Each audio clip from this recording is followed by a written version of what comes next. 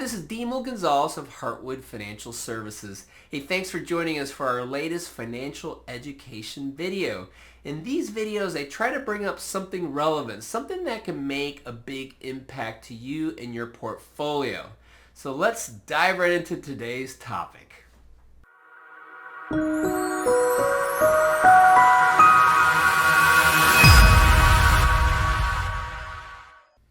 All right, the title of today's topic is Mind the Gap. Now, Kristen and I, last summer, we took the boys to London, and it was a lot of fun. You really should go. It was wonderful. And we would take the subways.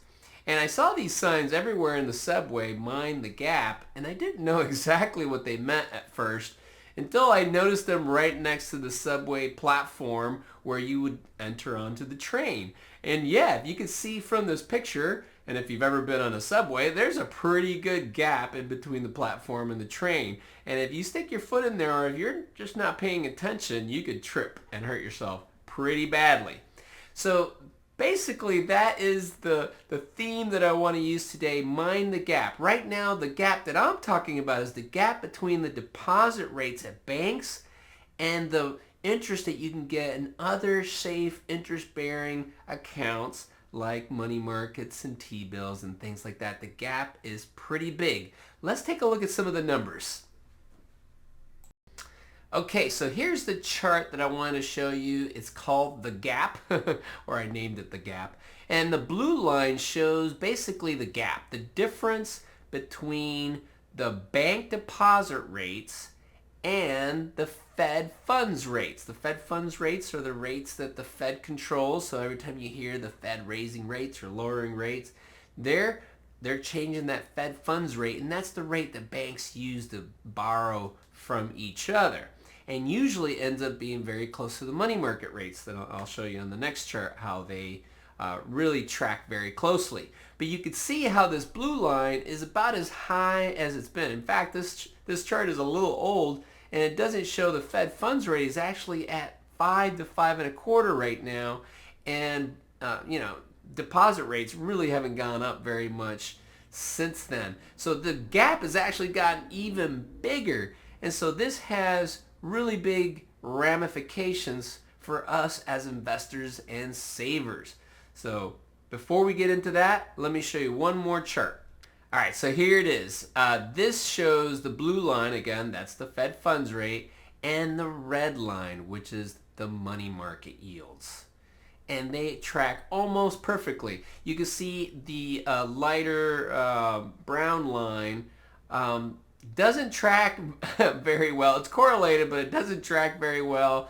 Definitely doesn't go up as much, and it kind of lags. And so that's the CD rates right now, 3-month CD rates on average, which is pretty close to what you can get usually in a savings rate.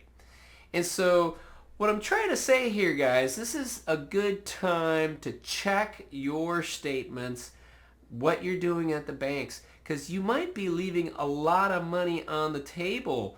You could be getting rates that are north of 4%, 4 to 5%. Money markets are paying very handsome yields now, yields that we haven't seen, as you can see here, going back about 13, 14 years pre-Great Financial Crisis. And the gap is even bigger than it was back then, which there's lots of reasons, and there's a lot of other videos that I've done on that, so I won't get into the details here. But that gap is an opportunity cost, right? Because instead of earning 0.1 or 0.3 in on a checking or savings account at the bank, you could be earning 4, 4.5, even up to 5% on very conservative, safe investment vehicles like money markets or T-bills, things like that, which are very liquid, easy in, easy out. And so if you want to learn a little bit more about this, of course, reach out, talk to your bank, talk to whoever you're dealing with if you have a brokerage account, or of course, reach out to me and I'd be happy to give you a little bit more detail on how all that works. Of course, everything has pros and cons, right? All right, last little piece that I want to show you. This is free, no extra charge. is this is where mortgage rates are right now for people that have bought a house in the past. Most people have a mortgage that is less than 3%. A lot of people also have it between 3 and 4%, and some people have it between 4 and 5, 5 to 6, more than 6, not that many. But as you can see, the bulk of people that have mortgages right now are less than 3% or between 3 and 4. So the reason I bring this up is that, you know, I hear some people like to aggressively pay down their mortgages, and normally that's a really smart thing to do. Nobody likes debt. It's an overhang. It's just something you want to get rid of as quickly as possible. But if you could literally park your cash in a liquid, safe account that pays you more interest than you're saving by aggressively paying down your mortgage, why would you do that? Especially when your money is liquid. Once you pay down the mortgage, that money is stuck in the house, which you can only get by either borrowing it from the bank with interest or by selling the house, or maybe a refi, which again costs a lot of money to do. So having that liquidity, keeping it in cash, might be a very wise thing to do. And this may not last forever, but while it lasts and while those rates are so high and attractive, I would say just make the minimum payments on the mortgage.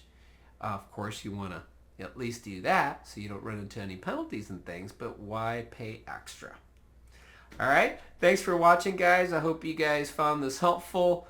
Of course, these are general ideas, so if you got some specifics, please feel free to reach out to me. Happy to go into a little bit more detail with you and your situation, but I hope you found a few tidbits that you can take with you and help you out. God bless. Bye-bye.